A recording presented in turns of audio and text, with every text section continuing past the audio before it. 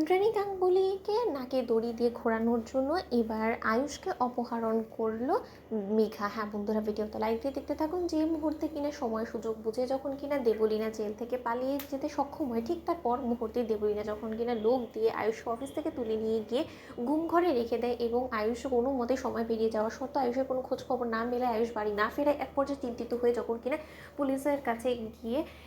রীতিমতো সাহায্যের হাত চায়, ঠিক সেই মুহূর্তে পুলিশ যখন কিনা ইন্দ্রাণী গাঙ্গুলির কাছে এসে বলতে থাকে যে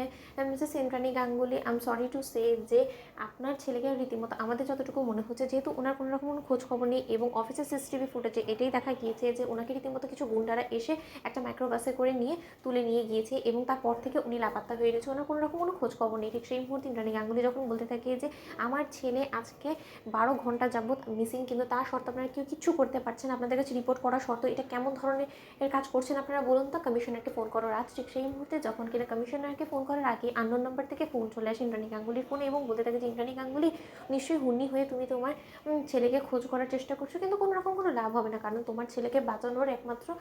পথ হিসেবে একটাই তোমার খোলা আছে, সেটা হলো যে তুমি যদি সমস্ত কিছু খইয়ে তুমি যদি সমস্ত কিছু ত্যাগ দিতে রাজি থাকো, তাহলে একমাত্র তুমি তোমার ছেলেকে জীবিত অবস্থায় পাবে। কি তোমার আমার কোনো কথাই বিশ্বাস হচ্ছে না, তুমি নিশ্চয়ই ভাবছো যে আমি উল্টোপাল্টা কেন কথা বলছি এবং আননোন নাম্বার থেকে কেন ফোন করেছি, আমার গলাটা নিশ্চয়ই শুনে চেনা চেনা বলে মনে হচ্ছে, তাহলে আমি আমার পরিচয় পর্বটা সেরে ফেলি। আমি হলো গিয়ে দেবলীনা চ্যাটার্জি এবং তোমার বাড়িতে যাকে কিনা তুমি তোমার ছেলের পুত্রবধূ করে আনতে চলেছিলে না, সেই রীতিমতো আমারই বোন এবং আমার সঙ্গে হাত মিলিয়ে ওই সমস্ত কর্মকাণ্ডগুলো করেছে। এবার আমার পরিচয় পর্ব শেষ হয়ে গেছে, এবার বরঞ্চ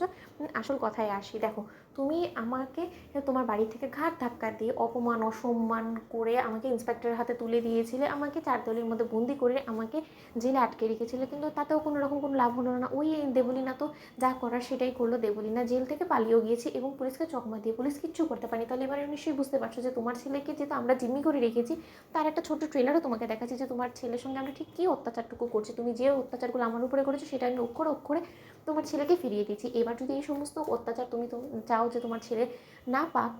আমরা ওর সঙ্গে এরকম অত্যাচার না করি, তাহলে তোমার কাছে একটাই পথ খোলা আছে, সেটা হলো কি তুমি তোমার সমস্ত প্রপার্টি, যেটার জন্য কিনা এতদিন ধরে আমি এত কিছু করে এসেছি, শেষে কিনা আমার সেই প্ল্যানটা চপাট করে দিল তোমাদের বাড়ির কাজে মেয়ে কুসুম সরকার, তাহলে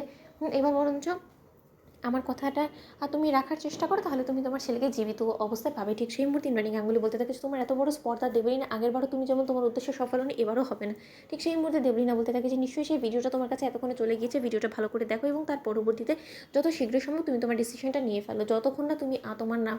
নামে যে সমস্ত প্রপার্টিগুলো আছে সেগুলো আমার নামে ট্রান্সফার করছো ইন্দ্রাণী গাঙ্গুলি, ততক্ষণ পর্যন্ত তুমি তোমার ছেলেকে পাবে না এবং প্রয়োজন আমরা তোমার ছেলেকে সরিয়েও দিব চিরকালের জন্য। তো বন্ধুরা, লাইক এন্ড শেয়ার করো, সাবস্ক্রাইব করো।